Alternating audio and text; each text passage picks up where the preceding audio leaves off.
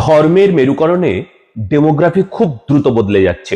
Demography কিভাবে দ্রুত বদলে যাচ্ছে এটা আপনাদেরকে বুঝতে হবে। আপনারা বর্তমান লিস্ট ধরুন আর 25 সাল পুরানো সেই ভোটার লিস্টটা বের করুন। আপনি বর্তমান লোকসভার ভোটার লিস্ট বের করুন, 25 বছর পুরাতন সেই ভোটার লিস্ট আপনারা বের করুন। বিধানসভার বর্তমান ভোটার লিস্ট আপনি বের করুন আর 25 বছরের পুরাতন ভোটার লিস্টের সঙ্গে তুলনা করে দেখুন। নিজেদের ওয়ার্ডের বর্তমান ভোটার লিস্টের সাথে পুরানো লিস্ট তুলনা করে দেখুন। যেদিন মিলিয়ে দেখবেন না, সেই দিন আপনার রাতের ঘুম চলে যাবে। আমাদের ঠিক এই হচ্ছে, ঘুম নেই। ভারতবর্ষে 800 জেলা আছে, তার মধ্যে 200 জেলার ডেমোগ্রাফি বদলে গিয়েছে। সংখ্যাগুরু সংখ্যালঘু হচ্ছে।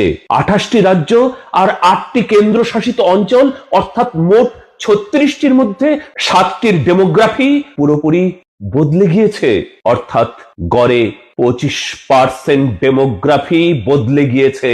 800 জেলার মধ্যে 200 জেলা অর্থে 25% ডেমোগ্রাফি বদলে গিয়েছে। ভারতবর্ষে প্রায় 6000 তালুকের মধ্যে 1500 তালুকের ডেমোগ্রাফি বদলে গিয়েছে। এবং ভারতবর্ষের সীমান্তবর্তী এলাকা 300 তালুকের মধ্যে, 300 তালুকের মধ্যে ডেমোগ্রাফি বদলে গিয়ে, যার মধ্যে গুজরাট, রাজস্থান অথবা ঝাড়খণ্ড, উত্তরাখণ্ড, বিহার, ইউপি, আসাম, পশ্চিমবঙ্গ, গোয়া কিংবা ত্রিপুরা।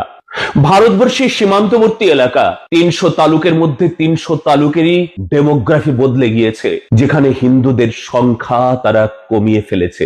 যার মধ্যে গুজরাট, রাজস্থান হোক অথবা ঝাড়খণ্ড, উত্তরাখণ্ড, বিহার, ইউপি, আসাম, পশ্চিমবঙ্গ, গোয়া কিংবা ত্রিপুরা হোক, এই 300 তালুকের মধ্যে সব বদলে গেছে। এরপর সরকার যেমন জিএসটি বাড়ানোর সময় বা ইনকাম ট্যাক্স বাড়ানোর সময় আপনার থেকে কোনো পারমিশন নেবে না, ঠিক তেমনি আজকেও পারমিশন নেবে না একটা কাজের জন্য। সেটা কি জানেন? এই ধর্মীয় মেরুকরণে ডেমোগ্রাফির পরিবর্তন যদি না আটকানো হয়, 20 বছর পর সরকার কি বলবে জানেন? এক কাজ করুন, আপনার দুটো বাড়ি আছে, একটি আপনি দিয়ে দিন। সরকার আর কত দেবে বলুন? একটা আপনাকে দিয়েই দিতে হবে। গণতন্ত্রে ধন বল, বুদ্ধি বল, অন্য কোনো বল বড় নয়, বরং সবচাইতে বড় কি জানেন?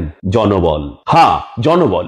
ধরুন কোন বাড়িতে 4 জন ভোটার আছে, আপনার বাড়িতে 20 জন। এবার বলুন তো, কেউ ভোট লড়ছে, আপনি ভাবুন 20 জনের বাড়িতে আগে যাবে, তাই না? কারণ 20টি ভোট খুব জরুরি। 20 জনের বাড়িতে যাবে, যখন প্রার্থী আসবেন তখন তারা বলবেন ওই ব্যক্তির 3টি বাড়ি আছে। আর ভোটে জিতে সরকার থেকে এখন একটা যোজনা আনবেন, যার মাধ্যমে 3টি বাড়ির 2টি বাড়িতে সরকার বাজেয়াপ্ত করবেন। একটা বাড়ি আপনার থাকবে আর 2টো বাড়ি সরকারের। ডেমোগ্রাফি যেভাবে ভারসাম্যহীন হয়ে পড়েছে, হিন্দুরা কোথায় যাবে?